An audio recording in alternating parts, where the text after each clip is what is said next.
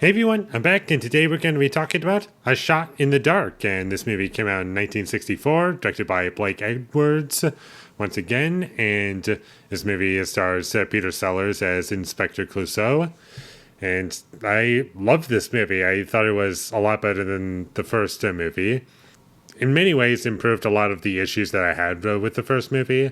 Where the first movie, it was focusing on multiple different characters, and for me personally, in that particular story, it kind of made it difficult to keep track of everything. But in this movie, everything felt a lot more focused, and the opening scene was pretty funny, and I always like the opening credits. They're always fun to watch.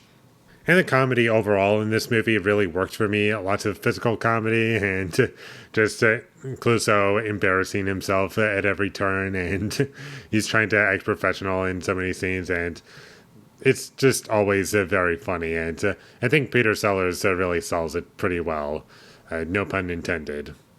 And there were points in the movie where I had to assume at least some of this had to be improvised, because the amount of times that we had physical comedy, I was like, at least some of this had to have been improvised. But if all of this was scripted, it still works. But if it was improvised, it still works. And so that's how I feel about it.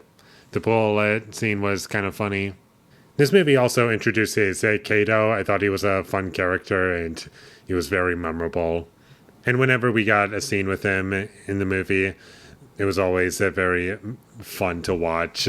Just watching these two fight was pretty fun. This movie is like an hour and 45 minutes, and the movie doesn't waste any time. It always stays consistently entertaining. I was always with the characters and interested in where the story was going, even though it wasn't like anything special in terms of the story. And much like the first movie, it's kind of like watching a live action cartoon with how the characters are behaving, especially Inspector Clouseau. It still works for what it's going for, and it knows what it is and just goes with it. And every scene in this movie moved the story forward, and there were some things that I was kind of questioning about this movie as it went along, but as we got closer to the ending and once things were revealed, I was like, oh, okay, that makes sense. And the hows and whys of things happening in the way that they did, it didn't really matter all that much. It's more or less just getting us to the end of the film, and it was pretty fun.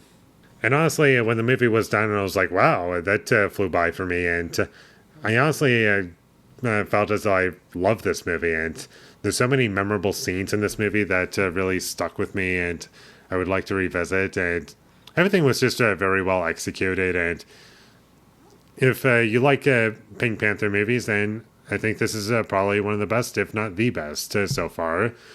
I'm not really interested in seeing the Pink Panther movies that don't have Peter Sellers in them, because they just don't look that interesting, and I've already seen the ones with Steve Martin, and those were not very good in my opinion. I think Peter Sellers is like a core part as to why these movies work, because without him, the movies are just kind of dull. And that's about all I have to say about A Shot in the Dark. It's a Pink Panther movie that doesn't have Pink Panther in the title, and I think this is one of very few movies that are like that. And I thought it was great. I had a lot of fun with it, and I can't imagine anyone just being completely bored by it who is not a fan of Pink Panther movies. So definitely check this movie out whenever you get the chance. And with all that being said, I'm going to give A Shot in the Dark an 8 out of 10.